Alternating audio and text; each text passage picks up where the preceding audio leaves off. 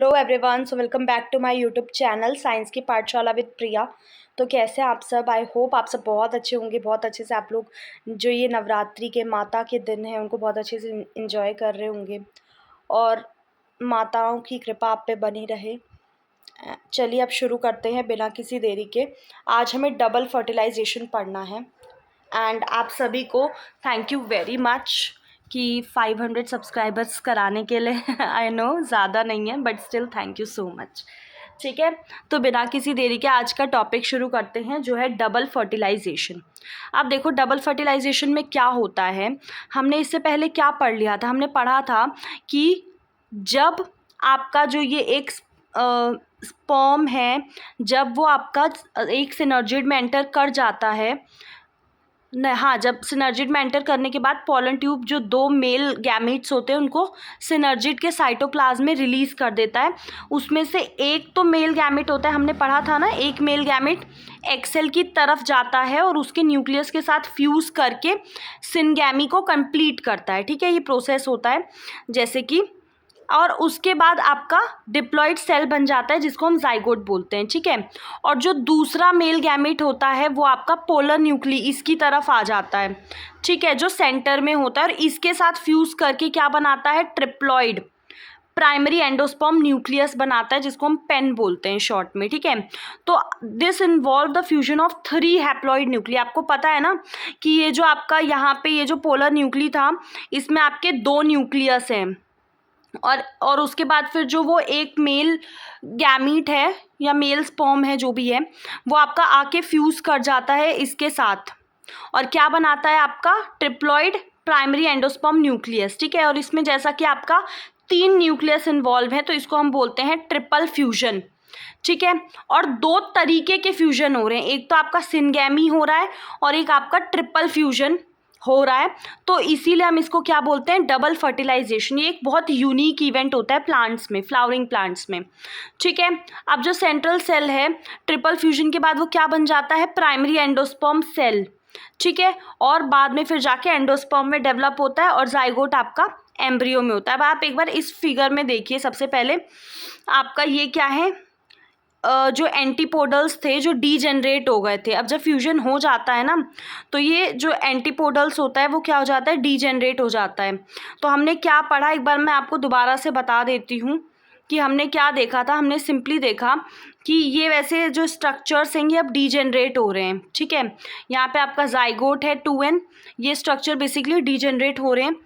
और ये जो आप देखेंगे ना यहाँ पे जाइगोट आगे चल के क्या क्या बनेगा? Globular embryo, heart shaped embryo. ठीक है, और ये इनकी स्टेजेस हैं एम्ब्रियो डेवलपमेंट की। ठीक है, तो अभी तक हमने क्या पढ़ा मैं आपको एक बार रिवीजन करवा देती हूँ। अब हमें जो पढ़ना है वो पोस्ट फर्टिलाइजेशन स्ट्रक्चर और इवेंट पढ़ना है। लेकिन देखो हमने क्या पढ़ा, अगर मैं आपको एक छोटा सा ब्रीफ दूँ तो ध्यान से सुनिएगा। हमने क्या देखा कि पोलन ट्यूब जो है वो आपका यहाँ पे आपका जहाँ पे सिनर्जिड होता है वहीं पे आपका फिलीफॉर्म अपैरेटस भी होता है ना, जो कि गाइड करने का काम करता है पोलन ट्यूब की ग्रोथ को। फिर पोलन ट्यूब जब सिनर्जिड में एंटर कर जाता है तो अपने दोनों जो गैमीट्स होते हैं उनको रिलीज कर देता है वहीं पर। ठीक है, जैसे ये तो अभी आपको डीजेनरेटिंग स्ट्रक्चर दिख रहे हैं लेकिन यहीं पर रिलीज कर देता है, जिसमें सबसे पहला फ्यूजन किसके बीच में होता है? जो यहाँ पे एग अपैरेटस था उसके साथ एक जो था मेल गैमेट वो फ्यूज करता है और दूसरा मेल गैमेट यहाँ पे फ्यूज करता है। तो ये 2 तरीके के यहाँ पे फ्यूजन्स होते हैं, तो इसीलिए इसको डबल फर्टिलाइजेशन बोलते हैं। और यहाँ पे ट्रिपल फ्यूजन किस चीज़ को बोलते हैं? जो आपका जैसे 3 न्यूक्ली का जो फ्यूजन हो रहा है उसे बेसिकली हम लोग ट्रिपल फ्यूजन बोलते हैं। ठीक है, आई होप समझ में आ गया होगा। अब ज़्यादा लेट ना करते हुए हम पोस्ट फर्टिलाइजेशन, अब हम क्या देखेंगे? पोस्ट मतलब क्या होता है? जब कोई चीज़ बीत जाती है। फर्टिलाइजेशन हो गया, अब उसके बाद क्या होगा? क्या स्ट्रक्चर बना, क्या इवेंट्स हुए, अब हम ये देखेंगे। ठीक है, आई होप चीज़ें समझ में आ रही होंगी। ठीक है, अब देखो डबल फर्टिलाइजेशन को फॉलो करते हुए उसके बाद इवेंट ऑफ एंडोस्पर्म और एम्ब्रियो डेवलपमेंट। ओव्यूल आपको क्या पॉइंट याद रखना है कि ओव्यूल आपका क्या बनता है? सीड बनता है। ओवरी आपका फ्रूट बन जाती है। ठीक है, इसी को हम कलेक्टिवली क्या बोलते हैं? Post fertilization event. तो अभी का सबसे पहले हम देखने वाले हैं कि एंडोस्पर्म क्या होता है। ठीक है, endosperm development precedes embryo development. अब देखो एम्ब्रियो डेवलपमेंट से पहले एंडोस्पर्म का डेवलपमेंट होगा, क्यों? ठीक है, एंडोस्पर्म एक तरीके से आप याद रखेंगे फूड रिजर्व्स का काम करता है। एम्ब्रियो के डेवलपमेंट के लिए उसको खाना चाहिए, उसको नरिशमेंट चाहिए, तो वो कौन देगा? एंडोस्पर्म देगा। ठीक है, अब जो प्राइमरी एंडोस्पर्म होता है उसमें सेल क्या करते हैं, जो हमने देखा ना एंडोस्पर्म कैसे बना है, सबसे पहले आपका प्राइमरी एंडोस्पर्म न्यूक्लियस बना है ना, और उसमें सेल क्या होते हैं, डिवाइड कर करके एक ट्रिप्लॉइड एंडोस्पर्म टिश्यू बनाते हैं। ठीक है, आपको क्या याद रखना है कि ये जो है ये ट्रिप्लॉइड है।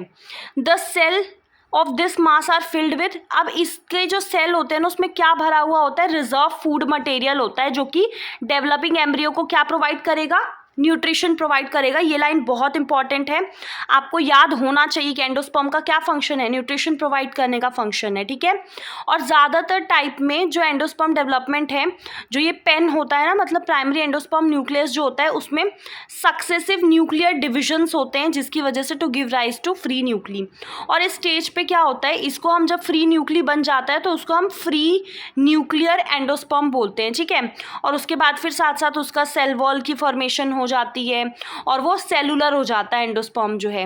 अब जो नंबर ऑफ फ्री न्यूक्ली हैं फॉर्म्ड बिफोर सेलुलराइजेशन, सेल का जो प्रॉपर वॉल बनने से पहले, वो वेरी करता है, अलग अलग हो सकता है। ठीक है, अब जैसे आपको नारियल का बहुत अच्छा एग्जाम्पल है कोकोनट, जो कोकोनट वाटर होता है from tender coconut that you are familiar with, जो हम इज नथिंग, लेकिन वो पानी क्या है? फ्री न्यूक्लियर एंडोस्पर्म है, जो कि थाउजेंड्स ऑफ न्यूक्ली से बना है। ये पॉइंट आप याद रखिएगा। और जो सराउंडिंग वाइट कर्नल होता है वो बेसिकली सेलुलर एंडोस्पर्म होता है, मतलब एक सेल पूरा बन चुका है वो। ठीक है, अब देखो अगर एंडोस्पर्म पूरी तरीके से कंज्यूम्ड हो जाता है, जैसे अब हमें पता है कि एंडोस्पर्म का क्या फंक्शन है, ये जो एम्ब्रियो डेवलप हो रहा है उसी के लिए है ना एंडोस्पर्म की, वो उसको नरिशमेंट प्रोवाइड करेगा। तो अगर एंडोस्पर्म पूरी तरीके से कंज्यूम कर लेता है developing embryo before seed maturation, seed के मैच्योर होने से पहले, या फिर हो सकता है कि वो मैच्योर सीड में परसिस्ट करे, जैसे एग्जांपल दे रखे हैं आपका जो पी, ग्राउंडनट, बीन्स होता है ना, इनमें पूरी तरीके से कंज्यूम हो जाता है एंडोस्पर्म, और ये जो आपका कैस्टर, कोकोनट, इनमें कंज्यूम नहीं हो पाता। ठीक है, तो उसको यूज़ किया जाता है सीड जर्मिनेशन के दौरान।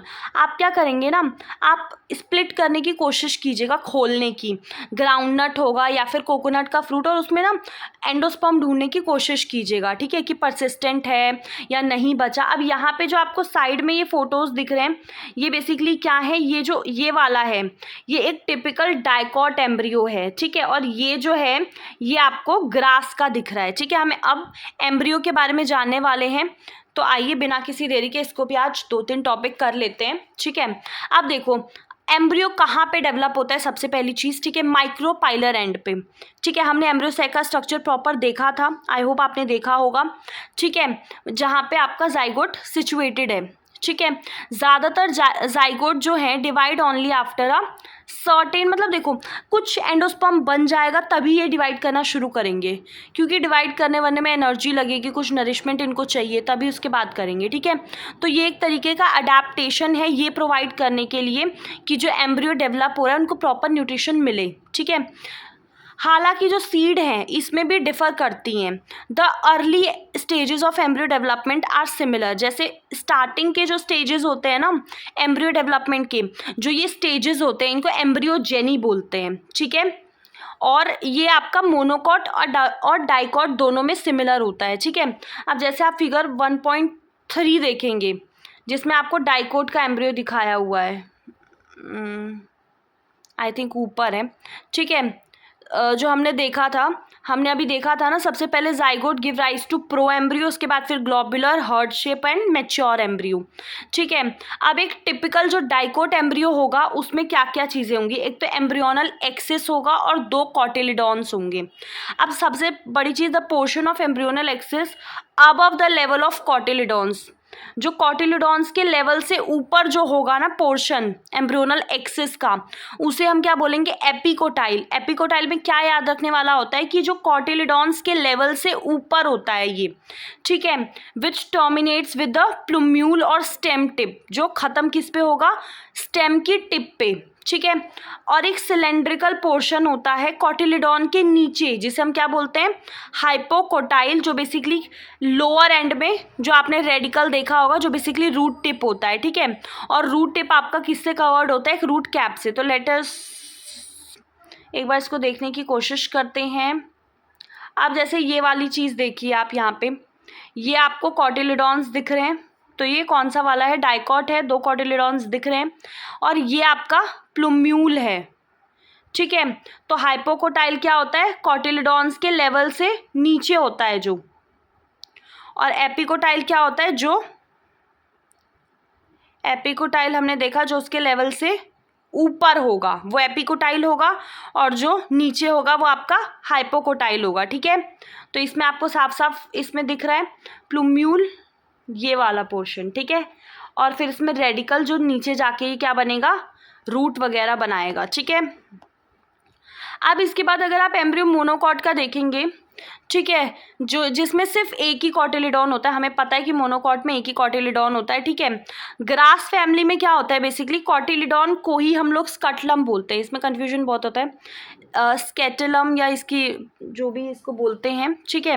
ये आपका एक साइड की तरफ होता है, situated toward one side of the embryonal axis, और लोअर एंड पे जो एम्ब्रियोनल एक्सिस होगा उसमें रेडिकल है या फिर रूट कैप है, ठीक है। ऑब्वियसली बात है ना, रूट्स जो हैं वो तो ज़मीन के नीचे जाएंगी, तो नीचे की साइड आपका रेडिकल और रूट कैप होता है, लेकिन ये एक अनडिफ्रेंशिएटेड एक शीत लगी होती है, इसके ऊपर ढका हुआ होता है, जिसको हम कोलियोराइजा बोलते हैं। तो रेडिकल या रूट कैप आर से याद रख सकते हैं, जैसे इसमें डबल आर आया है ना, और रेडिकल में भी आर आता है, बहुत प्रोमिनेंट है, तो आप वैसे याद रख सकते हैं कि कोलियोराइजा बेसिकली क्या करता है, रेडिकल और रूट कैप को एनक्लोज करता है एक शीट में, ठीक है। और जो portion of embryonal axis above the level of scutellum, मतलब कॉटिलिडॉन ही है, उसे एपिकोटाइल ही बोलते हैं। एपिकोटाइल में आपका शूट अपेक्स होता है, जिससे शूट बनेंगी, और कुछ लीफ प्राइमोडिया भी होते हैं इन अ हॉलो फोलियर स्ट्रक्चर, जिसे हम कोलियोप्टाइल बोलते हैं, ठीक है। अब इसके बाद सीड का पोर्शन है, तो ये हम नेक्स्ट क्लास में करेंगे, नहीं तो ज़्यादा हो जाएगा, और मैं कोशिश करती हूँ कम ही रहे, ताकि आप लोग देखें और आपको समझ में आए चीज़ें।